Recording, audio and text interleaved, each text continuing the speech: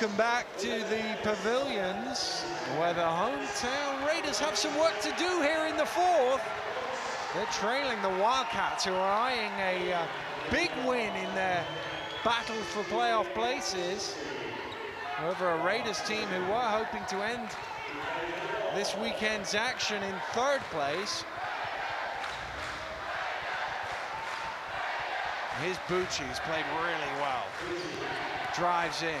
Nice pass, another assist for Ralph Bucci. Make that assist number 8. Just an unbelievable, unselfish play.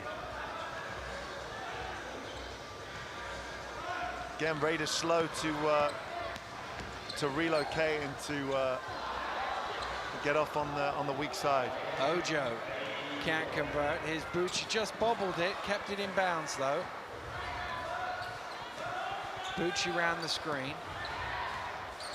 Gets it to Page. Page from behind the arc, hit one from further back in the first half. Ooh, just thought for a second Schneck was going to lose that out of bounds, but he did hang on to it. Brown pushing hard, gets the bump and one for Rod Brown. Just got a little bump away from the basket from Ralph Bucci, but great body control, great savvy to fire that one up and knock it in for 2. Rod Brown definitely looking more offensively minded maybe than he was last week, but he maybe as a veteran guy sensing that, you know, I mean, there's no better way to start up fourth quarter than a potential 3-point play. Ooh, that one did well to draw eye, and that was a long way short. Bucci with the rebound.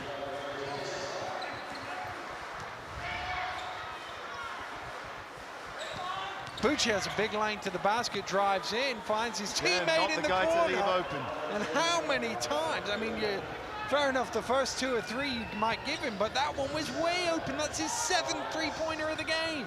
And all credit to Ralph Bucci. I'll make that his 9th assist now as well. Ojo attacks the basket and converts. Yeah, Bucci continuing his fine form. Be a candidate for team of the week, the way you get those lines across. Rebounds, assists, steals, few points in there as well. Get it onto Kaiser. There's an assist for Johnson. Again, good ball movement. And they seem still to be weathering this anything that Plymouth can throw at them. And Plymouth look like they're putting a run together, and you know, Durham put pay to it as soon as possible. Ojo back out to Barnett.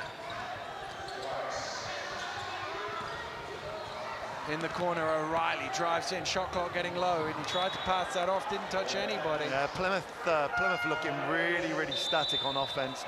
You know, everyone watching to see what the ball handler's doing. And we saw there on the pitch, the first thing Gavin Love did, turned to the table, said, "Can I have a timeout, please?"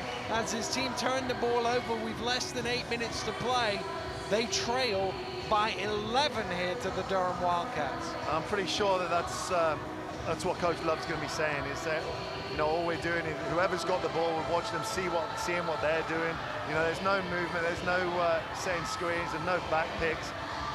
You know, we're just looking at going one-on-one at the moment. Well, Dave Elderkin will be very pleased with the way his team have played. When we get to the end of the game, doesn't matter what the final score is, I think Dave Elderkin will be delighted with the performance of his squad thus far. If they don't win the game from here, I think that would be tempered with disappointment, that they will feel they've bossed this game and they ought to go, and they're still winning by 11, they ought to go and win from here. Yeah, I mean, you know, Durham have been in control of this game probably since from the 2-minute mark in the first quarter onwards. You know, they play great defense. I mean, one thing that stands out is obviously the offensive rebounds. I believe at the moment it's 10-2. It was definitely that after the end of the third quarter. But also the way that the Durham guards have kind of shut down and shut out the long-range shooters of the Raiders. They've done a great job in that respect. Well, you think back to the early stages, what was it, 8-2 after 3 minutes, and the Wildcats looked in all sorts of trouble, and then suddenly this guy starts hitting threes, and they've been pretty dominant since then. Page, shot clock getting low, drives in, they've got to get it off. Granani in the corner, fires up for three. Oh, again! He's done it again from behind the arc. His 8th in 12 attempts. Ojo trying to get an old-fashioned three. 8 of 12 from behind the arc. And that was arguably the toughest one of the lot, you know, fading out of bounds from the very, very corner. You know, that one was either going to go straight down like it did or hit the side of the backboard. He was that far, kind of falling out of bounds. An amazing three-point shot in the corner. He's up to 30 personal points now. And Mike Ojo at the free throw line, trying to keep Plymouth alive in this game. Trailing by 13 still. A lot of time left in the game, but they've got at some point to string some stops together. They can't go score for score. No, I mean, so Plymouth have gone to a zone now. Well, make sure you know where the shooters are, and Page is one of them. He knocks down a three, and as a team, they're shooting above 50%. They are now 11 for 20 from the three-point line, 55%. I mean, Durham have actually made more shots, three-point shots, than Plymouth have attempted.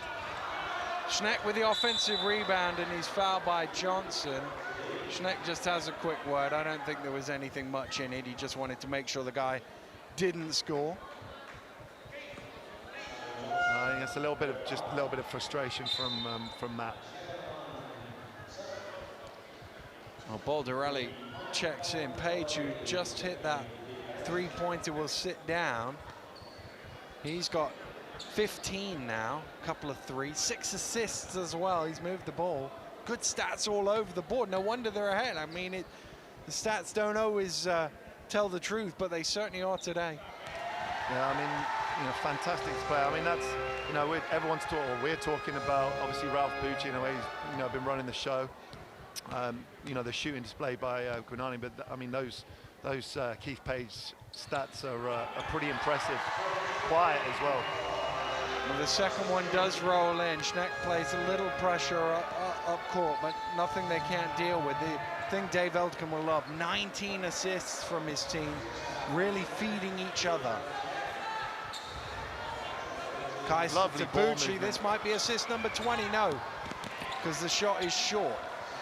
And here come the Raiders out on the break. Lasker, tough to stop. Oh, now Schneck tried to dunk that one in. If he'd left it, might just have bobbed. I don't think it would, but you always want to give the ball the chance. Yeah, I think, not sure if Matt heard the whistle then or whether he's just playing on instinct, but just if the hoop's bobbling, or sorry, the basketball's bobbling around the hoop, you know, to try and put that back in. I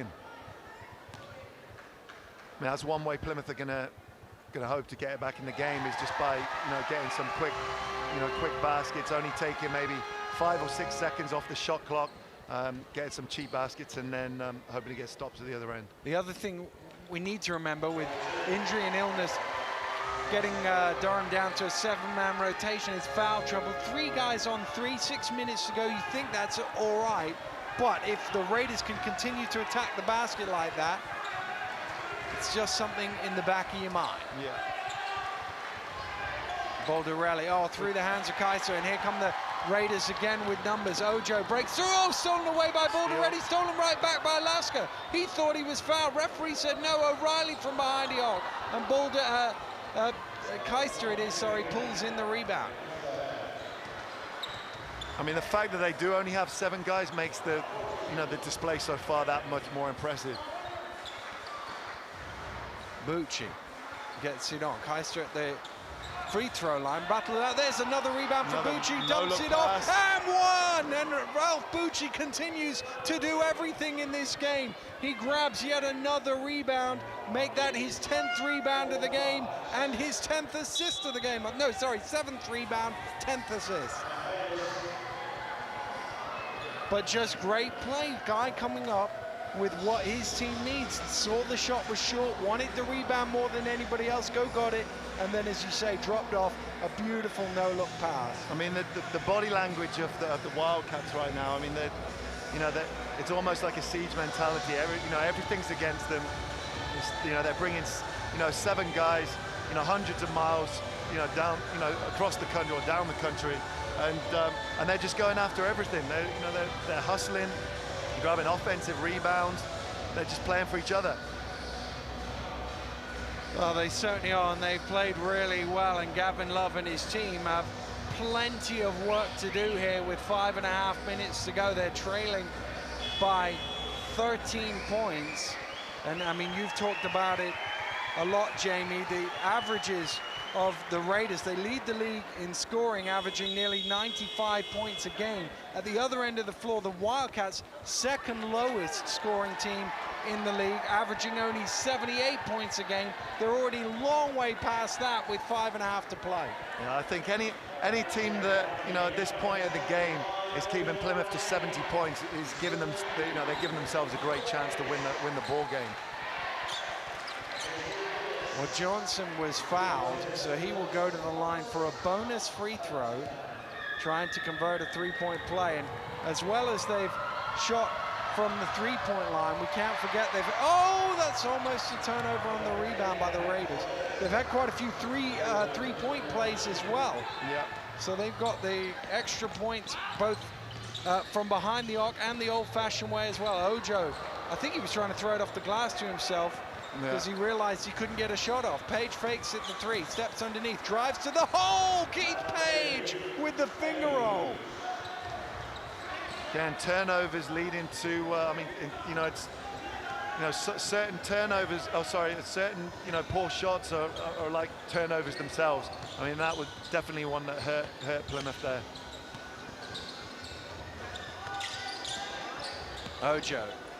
Ojo under pressure, gets his shot off, doesn't go. Another rebound from Keister, his 12th rebound of the game, double-double for him. Fired up by Boulder, Relly for 3! And speaking of 12, that's the 12th three-pointer of the game for the Durham Wildcats, just heating it up from behind the arc. Made more three-pointers than they've missed. Made 12 of them. You don't lose too many games hitting 12 threes, that's for sure. Oh, great block from Keister. Page spins, loses it. Schneck comes down with it. 18 points the Wildcats lead by here. Ojo with the shot. They need points in a hurry, the Raiders. They need stops they need as stops well. more than anything. Again, we mentioned it earlier, it always starts from defense. Just got there, Keister to the lane, and again, good ball movement. Good ball movement. Raiders not showing any kind of fight defensively there on that particular play. Long 2 from Ojo, just towed the line as he jacked that one up. He was hoping it'd be worth 3, but as he stepped forward, he just got his foot on the line. Once the players take a break, we will too. More action when we return.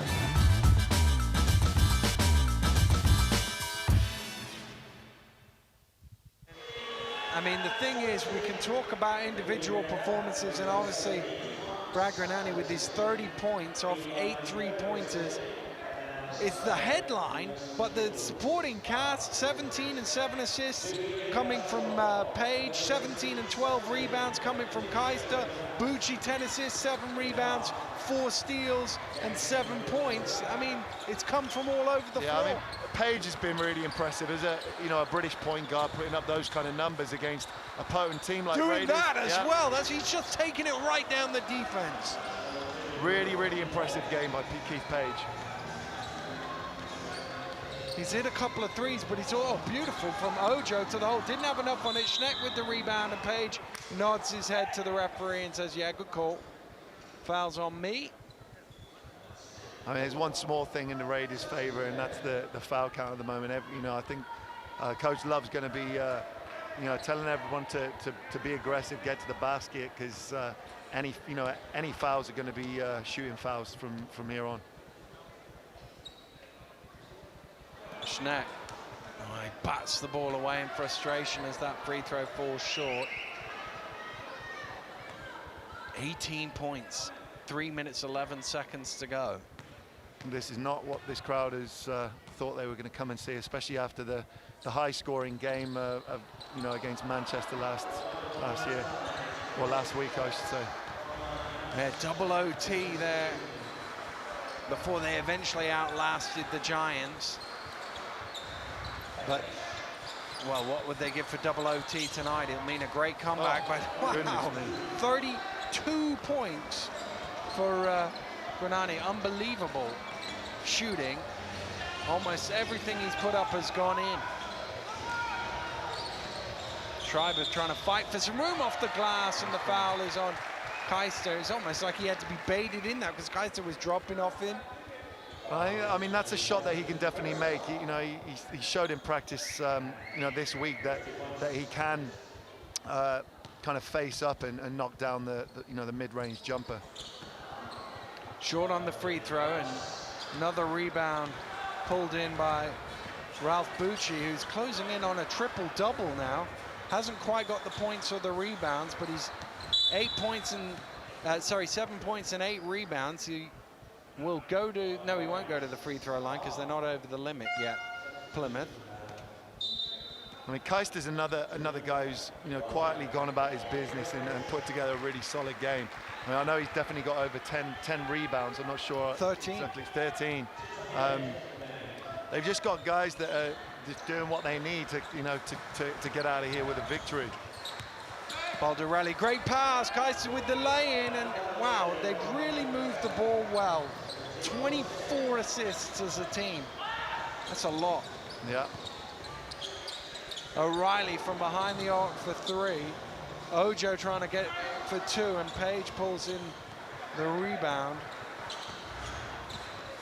If you look, Durham second in the league in assists, under 19 per game. 24 in this contest, still a couple minutes to go to add to that. I think it's just one of those things that, they know they've got no superstars on their team. They play for each other. Page, brilliant. They've had such great performances from so many different guys. It's almost hard to single any of them out. I mean, they're just, that's the great thing about basketball. There's so many categories that, that you can put good numbers on the board at: assists, rebounds. You can score 0 points, but you might come up with 10 assists or 10 rebounds, and you've helped your team win. And I think Durham have played a fantastic game in that respect. Page round the screen, just lost the ball on the dribble for a second, and Schreiber, as he was going after it, sort of grabbed Page, and he's called for the foul. Still no free throws, though, not over the limit. And this just plays further into, well, to be honest with you, this game's pretty much done now. The last couple of minutes have flown by. There's only a minute 13 to go. Dave Elderkin, coach, is always more pessimistic than the rest of us, has called a timeout up to I remember in our game last week, Jeff Jones did a similar thing. His team were up 16, I think it was, with 2 minutes to go. He could still see how the other team could come back. That's the nature of a coach, but there's no coming back from this for the Plymouth Raiders, down 20 with 1:13 to go. I think Gavin knows it, and this will be a blow for the Raiders, no doubt about it. Yeah, I mean, especially with obviously the new lineup that the Raiders have. There are high hopes here to finish off the league campaign strongly, and then obviously take it into the postseason. But I mean, the great thing about the BBL is that you don't have to wait that long to have another kind of chance at winning a game, and Plymouth will be looking to do that up in Mersey on Sunday. But again, a game that could be a potential banana skin, especially after today's performance, which everybody on the team will agree has not been up to par. Take nothing away from the Wildcats, so they've been sensational today. Absolutely. Baldarelli. There we go, good ball movement, and there's Bucci with another rebound, closing in. Still could get there with that triple-double. 9 rebounds, 10 assists, 7 points. He had a triple-double earlier this season. Running the clock down. If anything, he might not get there on points. Page, oh, what a pass! Not quite. Bucci almost in there for rebound number 10. Schneck Out to Ojo, fires up from behind the arc, hits for 3. Well, the fans enjoying it to some extent, but they know that this one has gone. They can't quite run it down, the Durham Wildcats, but they can get it the best part to the final buzzer, and that's certainly all Page is looking to do as this one is played out. What a victory for Durham, who haven't won on the road since the opening day of the season. They are going to win on the road here, though, and they're going to win on the road in some impressive fashion, beating the Plymouth Raiders by 17 on their own court. And really, it was the three-point shooting of Guanani that got them off and running.